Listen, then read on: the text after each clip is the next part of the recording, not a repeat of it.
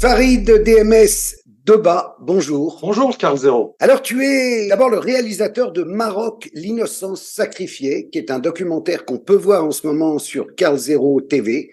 صافي ومن بعد وليت ندخل عليا رجال اخرين تيدخلهم عليا وتيديروا لي بحالو علاش فاش يدخلهم عليا و تا هو تيشدوه ها باش يشدوني انا صافي ودخل عليا 5 واحد خدام معاه علاش هو السادس واحد خدام معاه تا هو دار ليا بحال هادشي فما تيجيب شي واحد تيديروا ليه هادشي عا باش يديروا ليا انا. Comme tu dois le savoir, c'est assez compliqué, c'est très difficile de diffuser ce genre de contenu dans les médias mainstream. Donc vraiment, en tournant ce documentaire, je savais que j'allais avoir des difficultés au niveau de la diffusion, mais pas à ce point. Pas à ce point. Tu es également le président pour l'Europe de Touche pas à mon enfant, qui est une ONG, une association, une fondation.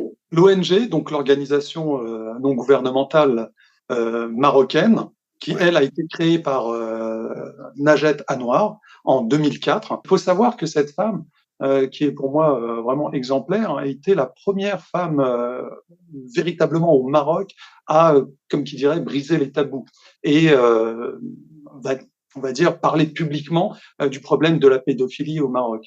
Farid, monsieur Ayoub vient de nous rejoindre. Alors, en quelques mots, est-ce que tu peux résumer ce qui est arrivé à ces 2 enfants? Ayoub, c'est une histoire particulière que Touche pas à mon enfant, donc au Maroc, a pris en charge. C'est un papa qui a découvert par le témoignage de ses 2 enfants qui étaient petits, ils ont été abusés à plusieurs reprises sur plusieurs années par des amis de leur mère. Donc au moment où Ayoub était pas dans le domicile conjugal, familial, lorsqu'il travaillait en dehors de la ville, apparemment la mère organisait des parties fines avec des adultes et les adultes justement abusaient de ces enfants. Mais au-delà de ça, il semblerait que les enfants ont été témoins de rites un petit peu bizarres, on va dire des rites sataniques.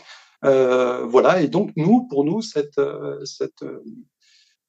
problématique cette affaire qui pour moi est ahurissante, elle dépasse l'entendement, mérite d'être suivie, mérite d'être médiatisée, et ces 2 enfants, ces 2 jeunes garçons méritent d'être soutenus, le papa également, voilà, parce que c'est une famille brisée, comme tu peux l'imaginer, et nous, au niveau de Touche pas à mon enfant, on le soutient à 200% sans aucun problème, et on espère véritablement que son affaire prendra de l'ampleur au niveau médiatique. D'ailleurs, je te remercie sincèrement, Carl, de pouvoir justement en parler là, lors de cette interview. C'est très important parce que à chaque fois qu'on parle de réseau, on nous dit que ça n'existe pas, et quand on parle en plus de pratiques sataniques, on nous dit que ça n'existe pas. Et là, Monsieur Ayoub est là pour témoigner du contraire, puisqu'il s'agit de ses propres enfants. On va lui donner la parole. Monsieur Ayoub,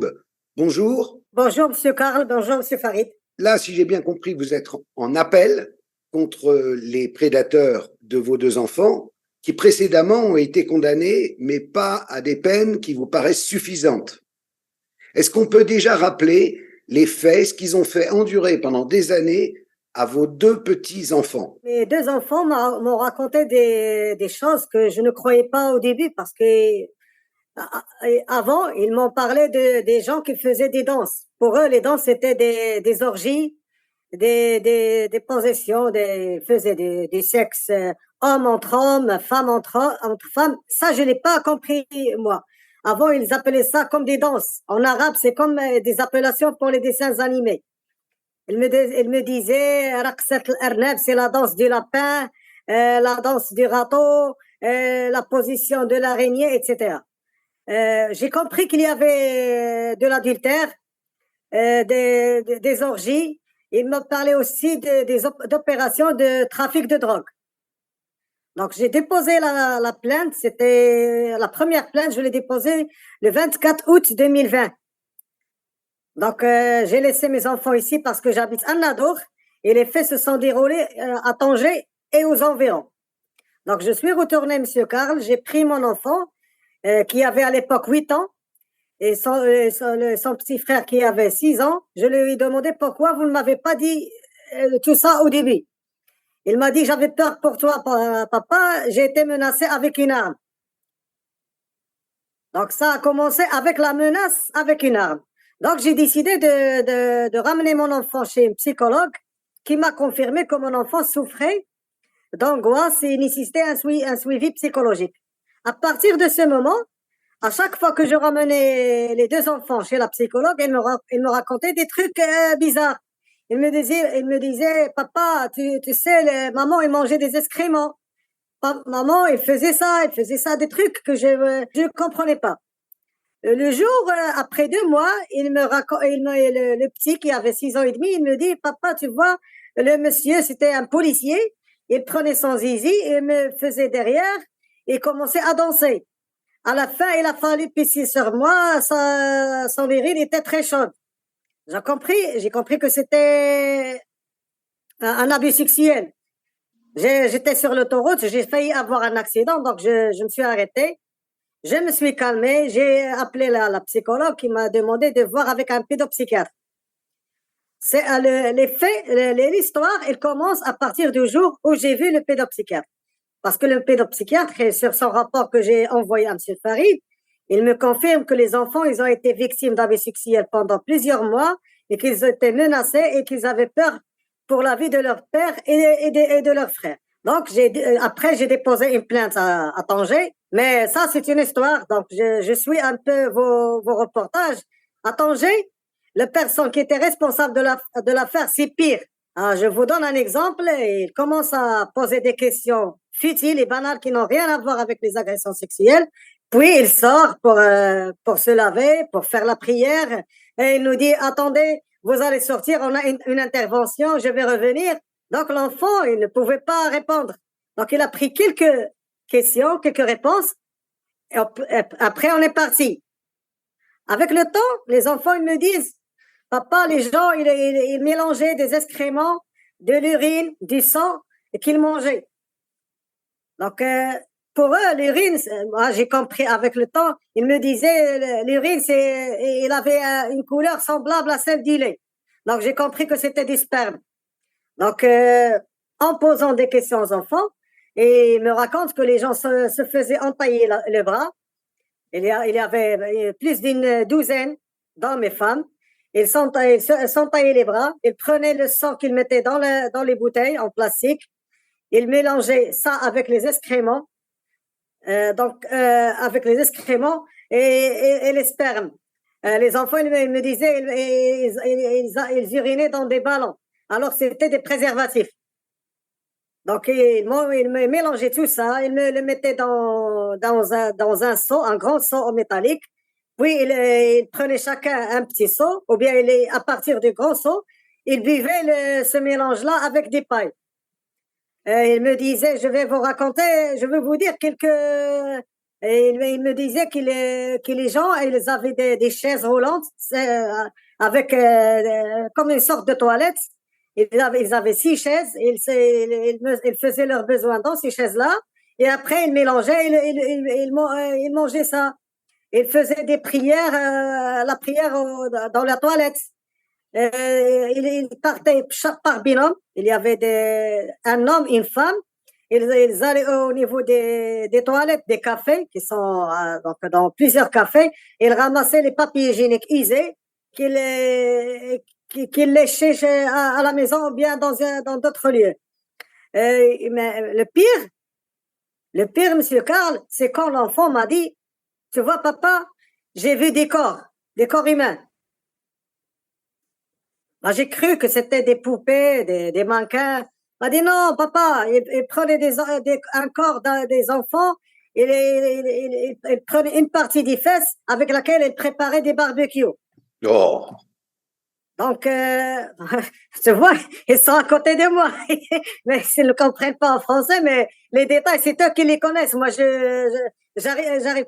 Pour vous dire, Monsieur Karl, mes enfants, ils ont enregistré 472 audios que j'ai envoyés à Monsieur Farid. Et si vous leur posez une question sur n'importe quel audio, ils vont répondre avec le détail. Ils connaissent telle personne qui dort avec telle personne, les gens qui les ont agressés, ils étaient des homosexuels. Les femmes, ils dormaient entre femmes. Ils obligeaient les garçons à prendre les organes génitaux des agresseurs. Et ils me disaient que, papa, tu vois, quand tu venais chez nous, il y avait l'amant de maman, un certain Abdeslam, et c'est un baron de la drogue. Il avait des épées. Il nous disait, si vous dites n'importe quoi à votre père, je vais lui couper le bras. Et prenez un bras, je sais pas où ils ont trouvé ces corps-là. Il coupe le bras du corps. Donc les enfants, moi je n'ai jamais fait attention aux comportements anormaux des enfants parce qu'ils insistaient pour que je dors avec eux. L'enfant qui a maintenant 8 ans, il faisait ses besoins sur lui alors que je lui ai déjà enlevé les couches, mais j'ai jamais vu des trucs pareils. Beaucoup de choses. Et il mettait l'étoile de David sur le sol avec des chandelles. Combien de chandelles? 5-6 chandelles qu'il mettait aux extrémités. La maman qui était, je pense, la gourou, je sais pas comment il faisait ça, il s'agenouillait, il pratiquait du sexe, il faisait l'amour sur l'étoile, ou bien il se masturbait.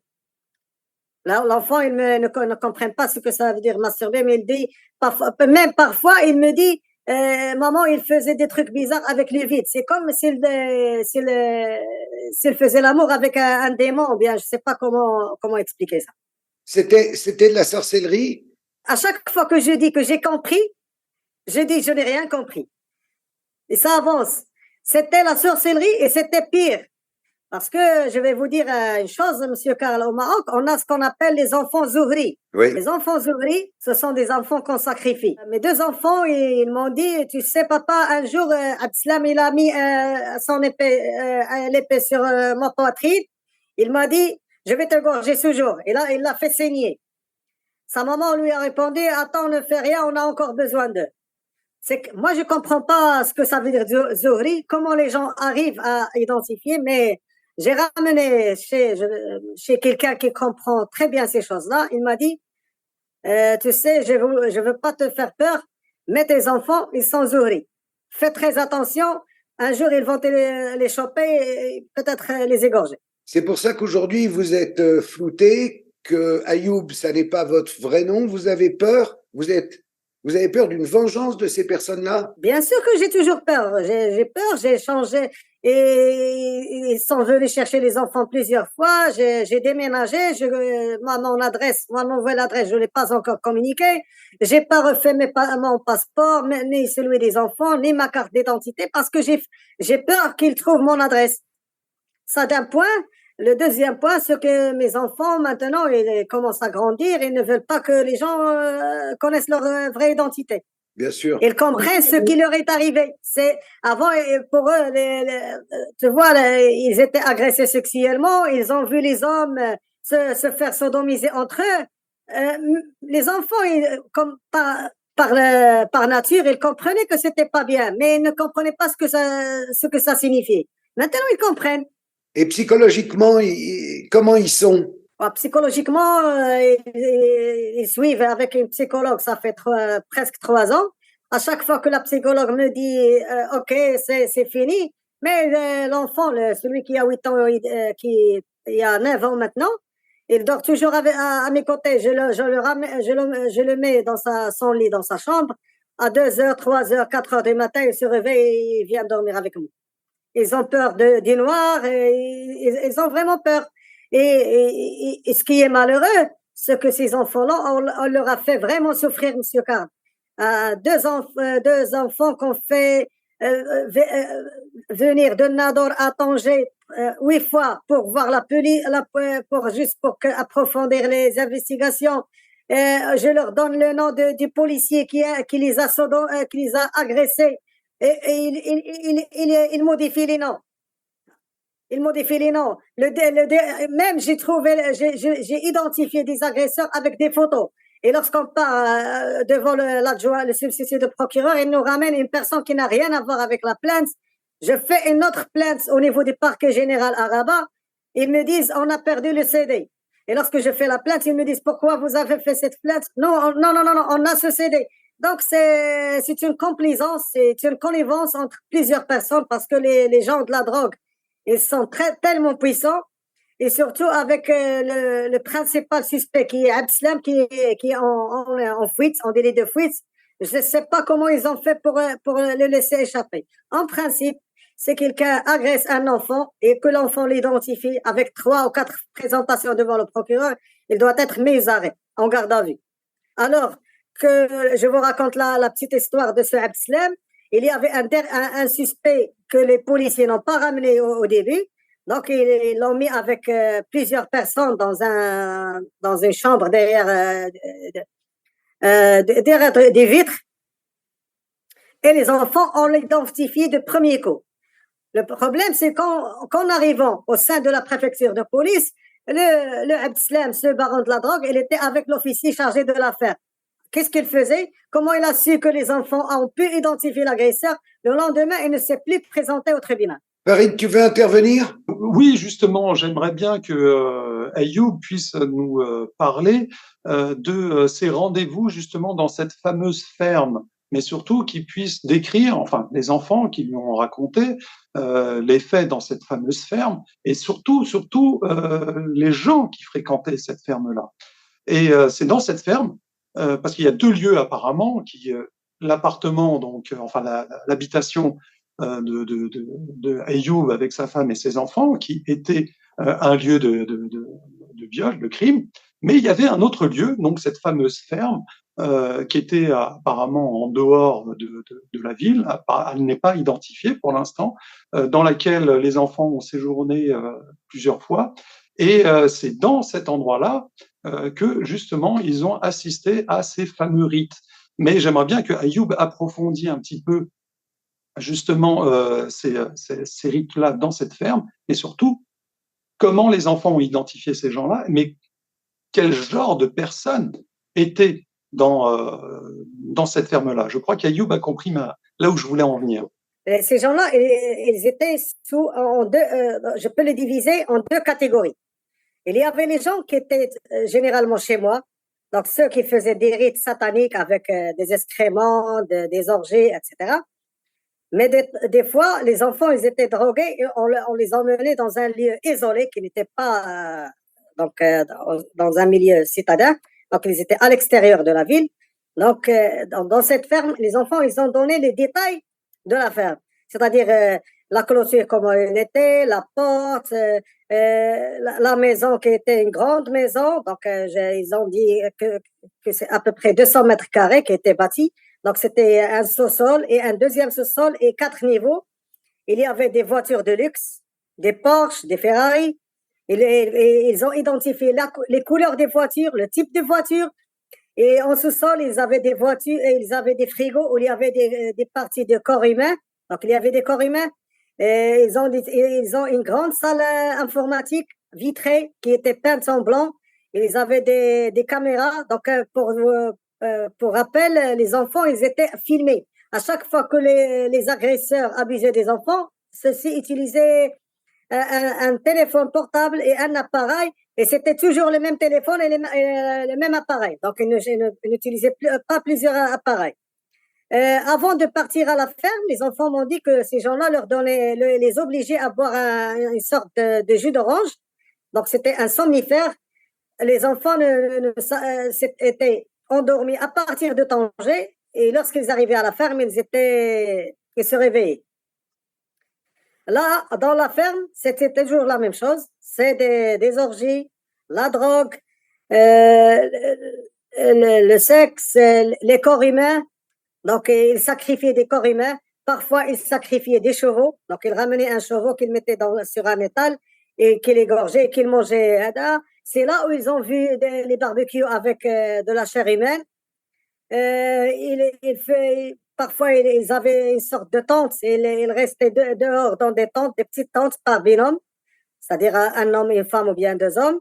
Et ils se prosternaient devant la lune avec des périodes bien déterminées. C'est quoi encore? Hein? Oui, oui. Le pire, c'est qu'ils s'entraînaient à utiliser des armes à feu. Donc, pour que M. Karl et vous, M. Farid, soyez au courant, donc j'ai fait une autre plainte après la fin des investigations.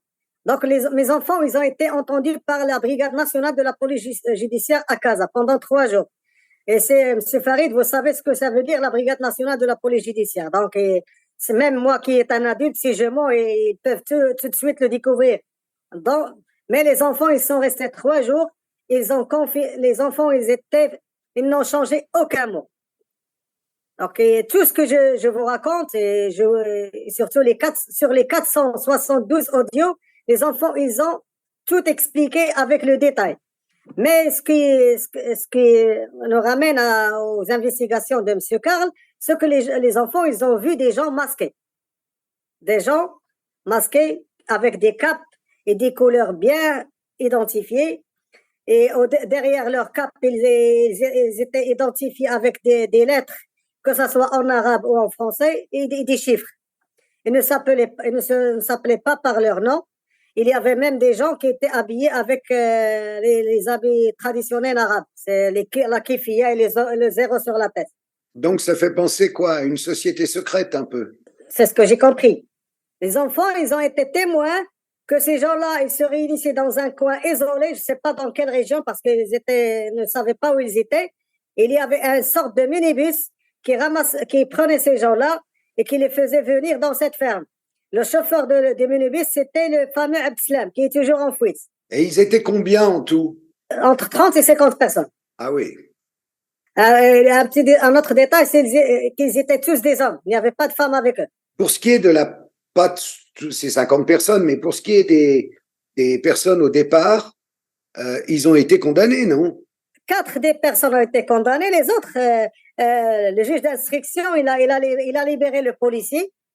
Alors que c'était le principal accusé. Il a libéré le mari de la grand-mère des enfants parce qu'il a abusé de petits.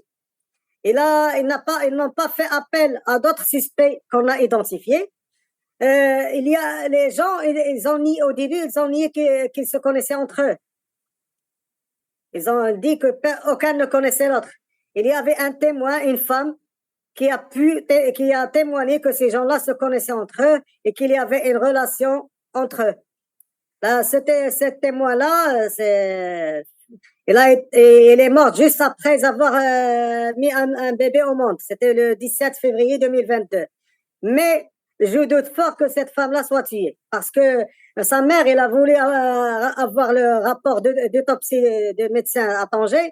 On ne lui a rien donné. Et ça reste un point d'interrogation. Est-ce qu'elle a été tuée? Est-ce qu'elle est morte naturellement? Personne n'a cherché à savoir. Aujourd'hui, vous faites appel? Oui, je fais appel. Toujours contre ces personnes-là ou vous voulez qu'on entende à nouveau le policier et tous les autres? Chaque fois, on reporte parce que le policier ne vient pas au tribunal. Mais la partie adverse, il essaie d'embrouiller l'affaire. Et de me dire que ça, c'est suffisant, on a 11 ou 12 personnes, pourquoi faire venir le policier? Autre point, M. Karl, c'est que le juge d'instruction, moi j'ai déposé plainte contre 15 personnes, il a pris 6 ou 8 des personnes que j'ai accusées d'avoir abusé ou bien assisté aux abus contre mes enfants, et les a fait comme témoins. J'ai jamais vu un accusé devenir témoin. Ça veut dire qu'il y a une forme de laxisme et de protection au sein de la justice, comme on le voit d'ailleurs également en France. Le pire, ils nous ont appelé le 5 avril 2021 pour que les enfants puissent identifier les agresseurs et les confronter. Donc, ils ont confronté leur mère, leur grand-mère, la bande qui faisait partie de la bande, le baron de la drogue, et une autre personne, c'est un entrepreneur qui aussi faisait partie qui a agressé mes 2 enfants. La loi marocaine stipule que lorsque vous confrontez ces gens-là au niveau de la police judiciaire, le lendemain, on vous présente chez le procureur. Alors moi, on a été présenté le 5 avril. J'ai attendu avril, mai, juin, juillet, jusqu'à soit parti au tribunal de Tanger. Le mois de novembre, ils m'ont dit non, on attend de trouver un certain Rachid Moutlamout. Si vous voulez qu'on les présente, qu'on les diffère, on va les différer le mois 11.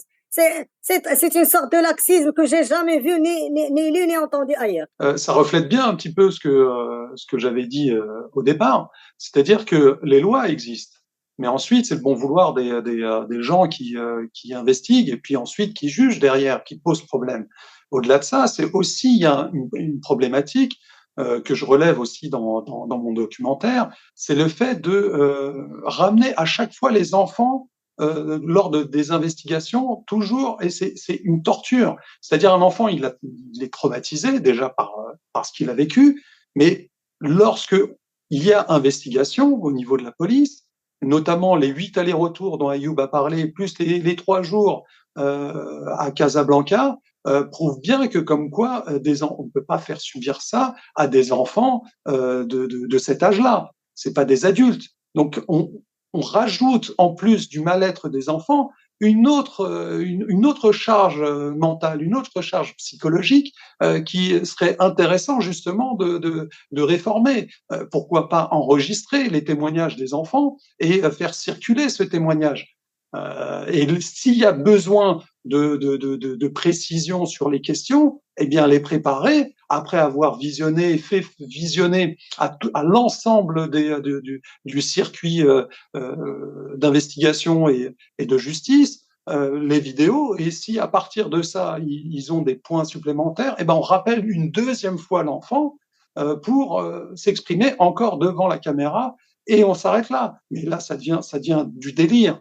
8 fois on entend les enfants, plus 3 jours d'investigation, enfin derrière d'interrogatoire, je veux dire, c'est impensable. C'est la même chose. C'est la même chose en France. Oui, mais ça. Les victimes d'endroit en endroit. Oui. Il y a des juges différents, il y a des psychologues différents, et ça n'en finit jamais. Et ça épuise les victimes, évidemment. Justement. Et c'est ce genre on va dire, de fait, de façon de faire.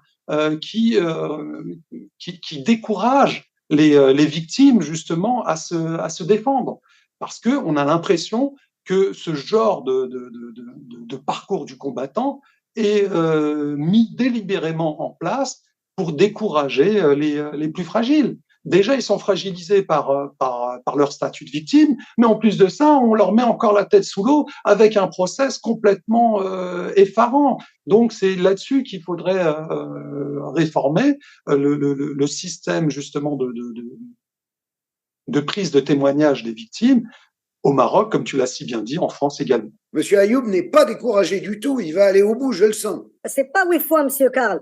Ils sont partis à la police 6 fois. 8 fois au tribunal avant le premier jugement. Et actuellement, on va partir pour la 8e fois lorsqu'on a fait appel. Pour la psychologue, on a une 20aine de fois. Donc, on est obligé de voyager parce qu'on n'a pas de psychologue qui est spécialisé dans ce domaine ici, en cette ville.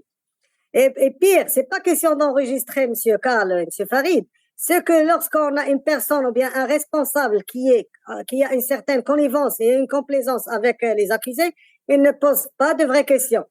Tu sais, l'enfant, il lui dit, j'ai été abusé, il donne le détail du zizi des mecs qui les ont abusés, il lui dit, qui a fermé, lorsque ce monsieur était en train de t'agresser, qui fermait la porte? Que faisait ton frère?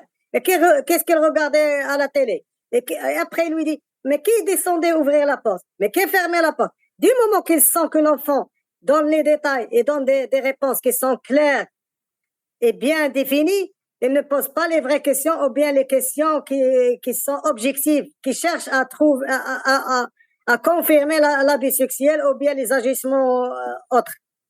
Ça veut dire, En plus, il y a c'est truqué, un totalement. responsable au niveau des tribunaux qui à chaque fois, il veut si la personne n'est pas bien instruite ou bien ne comprend pas, il peut t'écraser. Il te dit, non, les enfants n'ont aucune trace. Les traces des abus sexuels, elles restent 20 ans.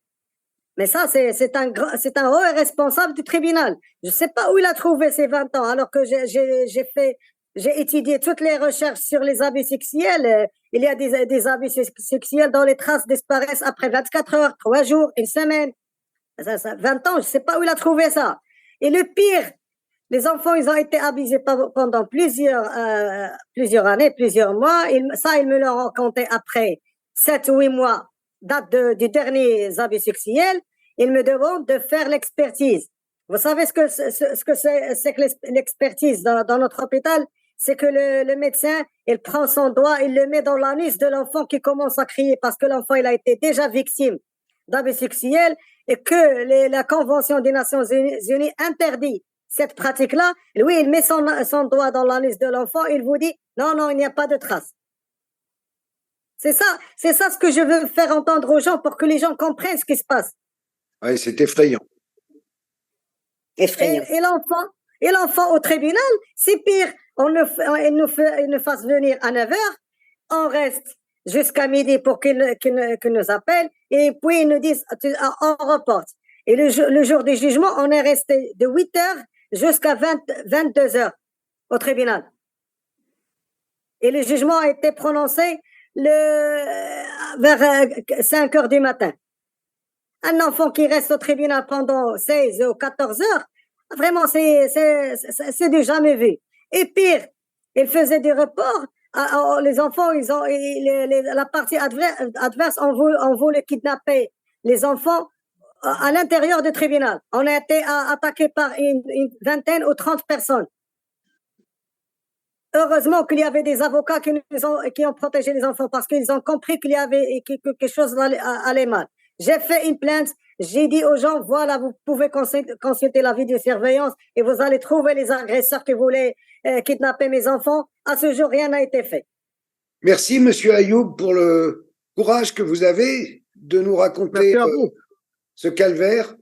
J'espère que la justice marocaine va être efficace. J'ai confiance dans la justice marocaine parce que, vous savez, avec tout le calvaire qu'on a dû supporter, le jour du jugement, le juge que je respecte, que je salue à partir de votre chaîne, il a posé une multitude de questions aux enfants.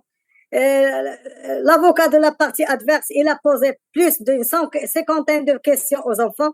Ils ont répondu clairement et avec le détail près, sans aucune faute. Ça, j'espère que tous les juges sont pareils à celui qui a prononcé le jugement. Même si c'est pareil que le jugement était insuffisant, mais c'est pas de sa faute, c'est pas là pour le défendre, mais c'est la faute aux gens qui ont fait les investigations, les recherches depuis le début. Farid, le mot de la fin? Oui, déjà, le mot de la fin sera évidemment pour ces deux petits anges que je salue, que j'embrasse. De tout mon cœur, ils ont mon soutien. Il faut pas les oublier, il faut les soutenir. J'espère qu'à travers ce témoignage sur ta chaîne, Karl, il y aura un élan de soutien pour Ayoub et pour ces deux petits anges, parce que sincèrement, à travers ce témoignage, il y a une multitude malheureusement d'autres affaires qui restent dans l'ombre. Mais bon, on peut pas me faire la lumière sur toutes ces affaires.